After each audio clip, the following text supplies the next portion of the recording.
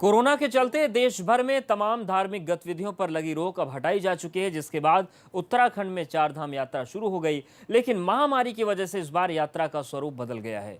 देखिए एबीपी गंगा संवाददाता रवि कैतुरा की रिपोर्ट।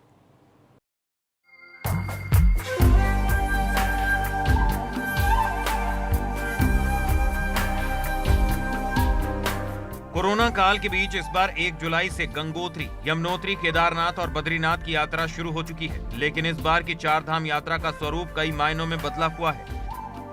1 जुलाई से उत्तराखंड में चारधाम की यात्रा शुरू हो गई है, लेकिन इस बार सिर्फ चारधाम यात्रा में प्रदेश के ही लोग दर्शन कर सकेंगे।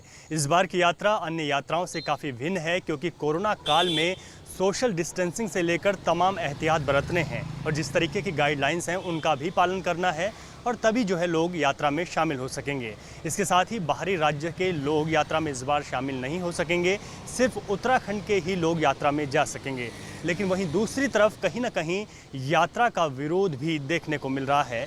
तीर्थ पुरोहित और पंडा समाज नहीं चाहते कि अभी कोरोना संकट काल में यात्रा की शुरुआत हो सके। चारधाम यात्रा में केवल उत्तराखंड के लोगों को ही शामिल होने की अनुमति मिली है, जबकि दूसरे प्रदेश के श्रद्धालुओं पर अभी प्रतिबंध लगाया गया है। जैसे आज से प्रदेश के लिए श्री केदार के दर्शन का स्टार्ट हुआ है, तो अभी सुबह से अभी तक लगभग 54 तीर्थयात्री उत्तराखंड के वो वहाँ पहुँचे हैं केदारनाथ दर्शन करने के लिए, जो अपना रजिस्ट्रेशन इन्होंने करवाया है अपना ऑनलाइन। और वहाँ पे नायब तहसीलदार और हमारी एक टीम बैठी हुई है, पुलिस की टीम है, जो कि उनके सारे डॉक्यूमेंट्स चेक करती है, उनका रजिस्ट्रेशन चेक करती है। उसके बाद सोनप्रयाग से उनको आगे जाने दिया जाता है।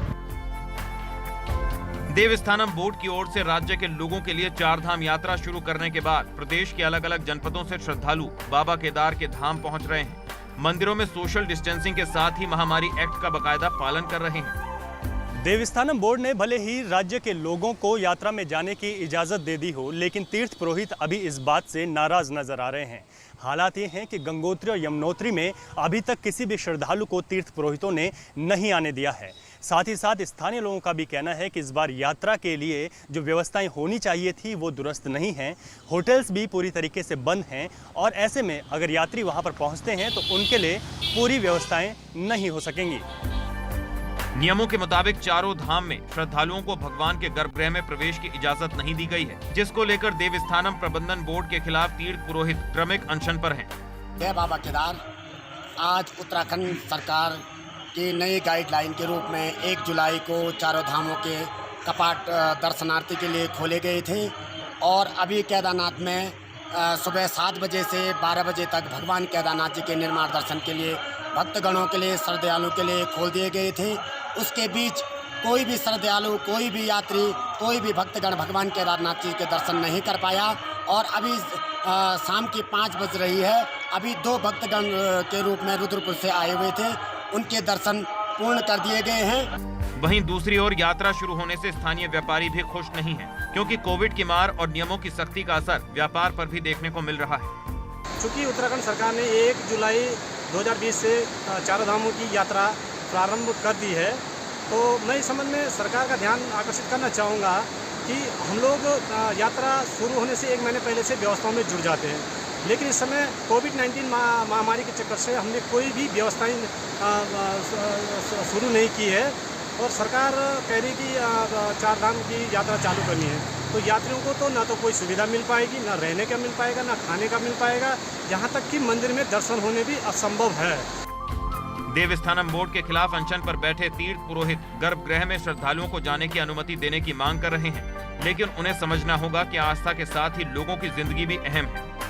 हालांकि इस बार कोरोना पर आस्था भी भारी पड़ती हुई दिखाई दे रही है। केदारनाथ और बद्रीनाथ में श्रद्धालुओं का सिलसिला 1 जुलाई से ही शुरू हो गया है। लोग भगवान के दर्शन के लिए धामों में पहुंच रहे हैं, लेकिन कहीं ना कहीं इस बार जो श्रद्धालु गर्भगृह में भी भगवान के दर्शन कर सकते थे वो भी नहीं कर पाएंगे, और इसके साथ ही कोरोना काल में सोशल डिस्टेंसिंग का भी उनको ख्याल रखना होगा। साथ ही बड़ी बात यह है कि जो वहाँ पर ढाबे और छोटे व्यवसाय थे वो अभी पूर्ण तरीके से बंद पड़े हुए हैं। ऐसे में यहाँ पर जाने वाले यात्रियों को भी कुछ दिक्कतों का सामना करना पड़ सकता है। हालांकि सरकार का कहना है कि धीरे धीरे स्थितियाँ ठीक होंगी और वहाँ पर व्यवस्थाएं दुरुस्त कर दी जाएंगी। अपने सहयोगी क्रिस्टोफर लॉरेंस के साथ रवि कैतुरा, एबीपी गंगा, देहरादून।